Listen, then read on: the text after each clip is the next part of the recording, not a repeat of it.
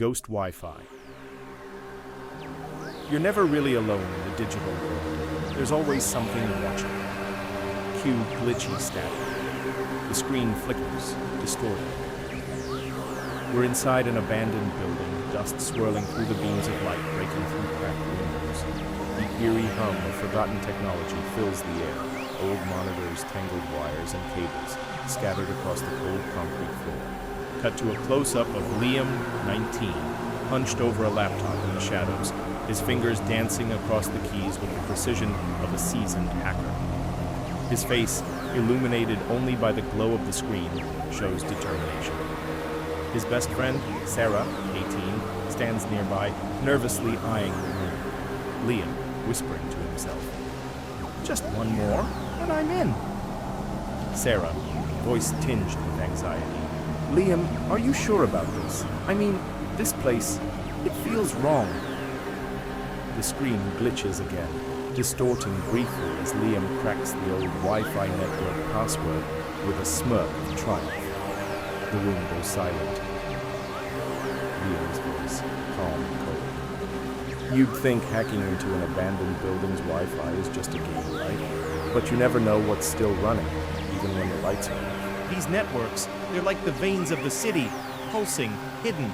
Some things, though, should never be accessed. Liam, gazing at the screen, his voice tense. There, it's unlocked. The Wi-Fi signal flickers on. A new connection appears. GhostNet. The name sends an electric chill through Sara's spine. Her voice catches, unsure, a feeling of dread creeping into her words. Sara, that doesn't look right. GhostNet? Is that? Dover, Liam's voice, full of intrigue. Maybe it was the name that should have warned me, but curiosity, like any good hacker, doesn't heed warnings, not when there's a system waiting to be explored. Liam opens the connection. A burst of static interrupts. Suddenly, the laptop screen glitches, images flash rapidly. An ancient logo, the sound of distorted voices, fragmented phrases, whispering voice, faint, growing louder. "Help! Get out! They're coming!" Sara, panicking. "Liam, turn it off! Turn it off, now!" The whispers grow into a chaotic cacophony as the screen glitches more intensely. Liam's fingers tremble, but his eyes stay locked on the screen, mesmerized. Liam's voice deepening with fear. At first, I thought it was just interference, a glitch. Maybe the network had been dormant for too long, but then it started to feel real, like something was reaching out, trying to break through.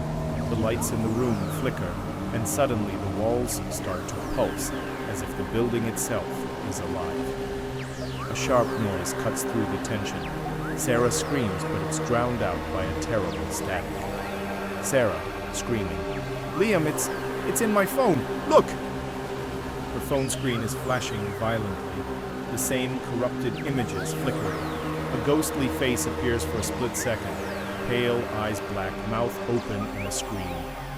The static intensifies. Liam freezes, his breath shallow. Liam's voice a mix of horror and fascination. Then I understood. The network wasn't just a connection, it was a trap, a ghost in the machine. I thought I'd hacked into a forgotten system, but instead, I'd opened the door to something old, something trapped. It wasn't just code, it was alive. The temperature drops. Their breath turns to mist. Sara clutches her phone, her hands shaking. Sara, voice trembling. "We need to leave. Now. This is too much, Liam." Liam's voice darkly intrigued. I should have listened, but then I realized something. This ghost, it wasn't like any haunting I'd ever heard of. It wasn't in the walls or the air. It was in the Wi-Fi, in the signal. It had found a way to spread, to invade minds.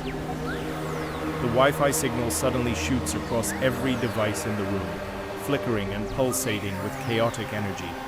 The ghostly figure begins to manifest through every screen. The image shifts, bending in unnatural ways. A pulse of digital noise tears through their bodies. Liam's hand moves instinctively toward his laptop again. ignoring Sarah's desperate plea. Liam, softly, almost mesmerized. I need to know more. This is bigger than anything I've ever found. Suddenly, the ghostly figure seems to step through the screen, its form becoming clearer.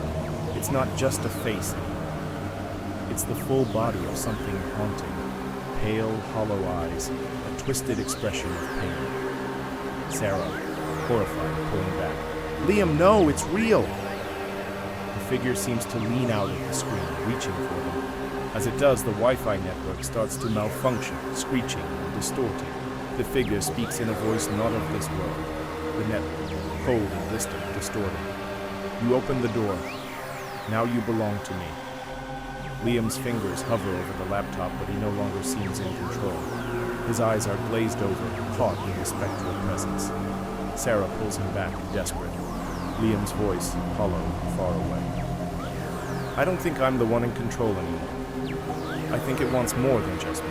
The Wi-Fi connection begins to destabilize. A blinding flash of light fills the room as the figure roars in anger, its presence now completely engulfing them. But in that final, desperate moment, as the room trembles under the weight of the network's fury, final, chilling. I had opened a door that was never meant to be opened, but it didn't just want us to watch. It wanted to become us. Static silence. The screen glitches one last time, then fades to black. Whispering, fading. Remember? The Wi-Fi is always listening, and some things should never be connected.